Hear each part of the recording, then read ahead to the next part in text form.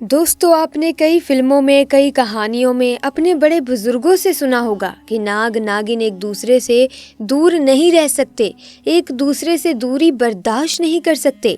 लेकिन अगर कोई गलती में, जाने अनजाने में कोई नाग को मार देता है और नागिन से जुदा कर देता है, तो नागिन उससे बदला जरूर लेती है, जिसने उसके नाग को मारकर उससे जुदा किया हो। फिर चाहे उसे 7 जन्म इंतजार क्यों ना करना पड़े, लेकिन वो अपना बदला उस व्यक्ति को मारकर जरूर पूरा करती है। क्योंकि दोस्तों, नागिन अपने नाग की आंखों में देखकर ये पता लगा लेती है कि उसके नाग को किसने मारा है, और वो अपना बदला लेकर ही मानती है। दोस्तों, ऐसा ही कुछ हुआ यूपी के उस गांव में, जहां 25 साल बाद नागिन ने अपने नाग का ऐसा बदला लिया कि लोगों के रोंगटे खड़े हो गए। दोस्तों, ये घटना यूपी के रहने वाले अर्जुन के साथ घटित हुई। दोस्तों, एक बार अर्जुन अपने कुछ सहपाठियों के साथ मिलकर स्कूल से घर वापस जा रहा था। तभी अचानक से एक नाग उसके रास्ते में आकर बैठ गया और फन फैलाकर हुंकारे मारने लगा। ये देखकर अर्जुन के साथ घर वापस जा रहे सहपाठी काफी ज्यादा डर गए और वहां से भागने लगे। लेकिन कुछ सहपाठी वहां खड़े रहे और अर्जुन को वापस मुड़कर चलने को कहने लगे। लेकिन अर्जुन को ऐसा करना कायरता लगी और उसने गुस्से में आकर एक पत्थर उठाया और उसे नाग के सर पर दे मारा और नाग वहीं पर मर गया। लेकिन दोस्तों, अर्जुन इस बात से अनजान था कि उस नाग की नागिन ये सब देख रही थी। दोस्तों, इसके बाद अर्जुन ने उस नाग को उठाकर झाड़ियों में फेंक दिया और अपने घर चला गया। दोस्तों, जब वो नागिन अपने नाग के पास गई तो अपने नाग को खून में लथपथ देखकर वो नागिन गुस्से में लाल पीली हो गई और अपना सिर जमीन पर मारने लगी। इसके बाद नागिन ने अपने नाग के शरीर को एक जगह पर रख दिया और नाग का बदला लेने के लिए अर्जुन को ढूंढना शुरू कर दिया। जब नागिन अर्जुन के गांव में उसके घर के पास पहुंची तो वो अपनी मौसी के साथ एक कार के सामने खड़ा हुआ था। जब तक नागिन वहां पहुंचती तब तक वो कार में बैठकर अपनी मौसी के साथ मुंबई पढ़ने के लिए चला गया।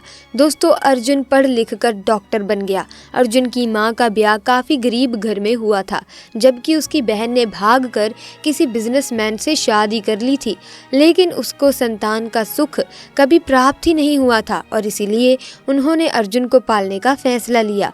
अर्जुन का लगाव पढ़ाई में ज्यादा होने के कारण उसके माता पिता ने भी अपने दिल पर पत्थर रखकर ये फैसला लिया। वहीं अर्जुन भी अपनी मौसी की मेहनत और अपने माता पिता के दर्द को जीतकर डॉक्टर बन गया। बाहर विदेशों में जाकर अर्जुन ने कई डिग्रियां ली और वो जानवरों का डॉक्टर बन गया, जिसमें वो सांपों का विशेषज्ञ था। दोस्तों, जब 25 साल के बाद अर्जुन अपने मौसा मौसी के साथ गांव आया तो उसको देखकर सभी गांववासी उसका स्वागत करने लगे। सबका इतना प्यार देखकर अर्जुन काफी प्रसन्न हुआ और अपने बचपन के दोस्तों के साथ एक खुले मैदान में जाकर बैठकर अपनी पुरानी यादों को ताज़ा करने लगा। तभी उसकी नज़र उस नागिन पर गई जो कि पूरी तरह से जख्मी थी। उसके शरीर से रक्त बह रहा था। ये देखकर ऐसा लग रहा था कि वो किसी सड़क हादसे का शिकार हो गई हो। जैसे ही अर्जुन ने उस नागिन को देखा तो उससे रहा नहीं गया और वो अपने घर गया और वहां से उसको पकड़ने का औजार लेकर आया और उसको बेहोशी का इंजेक्शन लगाकर उसका इलाज करने लगा। 3 दिन उसका इलाज करने के बाद नागिन पूरी तरह से स्वस्थ हो गई। लेकिन नागिन की आंखों में तो अर्जुन की फोटो छपी हुई थी, तो उसने तुरंत ही अर्जुन को पहचान लिया। दोस्तों, जैसे ही अर्जुन ने उस नागिन को उठाकर बाहर छोड़ा तो उस नागिन ने तुरंत ही अर्जुन के पैर को डस लिया।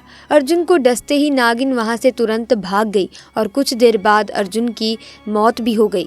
इस कहानी ने दोस्तों ये साबित कर दिया कि नागिन अपने नाग का बदला जरूर लेती है, चाहे उसे अपना बदला लेने के लिए कितने भी जन्म क्यों न लेने पड़े। ऐसे में दोस्तों, हम सभी के दिमाग में एक प्रश्न जरूर आता है कि ये नाग नागिन इतने सालों तक जिंदा रह कैसे जाते हैं। तो दोस्तों, इसका उत्तर ये है कि ये नाग नागिन के पास बहुत सारी शक्तियाँ होती हैं जो इन्हें इच्छाधारी नाग नागिन बनने के बाद महादेव से प्राप्त होती हैं।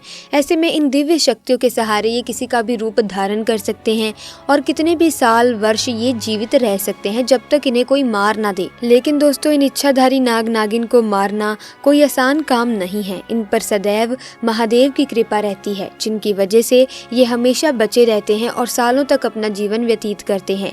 दोस्तों, ऐसे में अगर आप भी भगवान शिव की कृपा पाना चाहते हैं और महादेव शिव को ही अपना आराध्य मानते हैं तो कमेंट सेक्शन में पूरी श्रद्धा से जरूर लिखें जय महाकाल, ओम नमः शिवाय, ताकि भगवान शिव की कृपा आप पर सदैव बनी रहे। तो दोस्तों आज की वीडियो में बस इतना ही। अगर आपको ऐसी ही कहानियाँ सुननी अच्छी लगती हैं तो आप हमारे चैनल को सब्सक्राइब कर सकते हैं, बेल आइकन को प्रेस कर सकते हैं ताकि इसी तरह की वीडियोस की अपडेट आपको सबसे पहले मिले। साथ ही दोस्तों अगर वीडियो अच्छी लगी हो तो वीडियो को लाइक और शेयर करना ना भूलें। आपका बहुत बहुत धन्यवाद। हर हर महादेव।